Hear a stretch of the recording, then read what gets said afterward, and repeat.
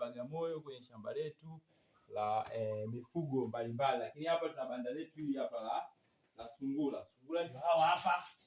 Unaona kama huyu ni sungura mkubwa. Namuona kama hapa hivi, huyu naye yuko sokoni anauzwa.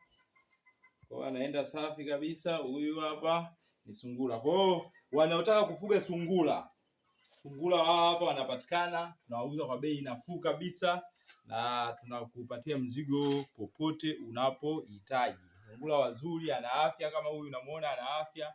Mtizame macho yake, ukitaka kujua sungura mzuri, muangalie macho yake, muangalie jinsi ya utulivu, muangalie uzito wake.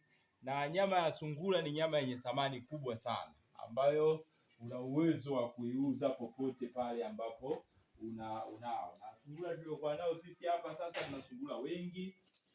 Sungura waliopo na tunawatoa, na wengine wengi zaidi wapo katika mabanda yetu mengine.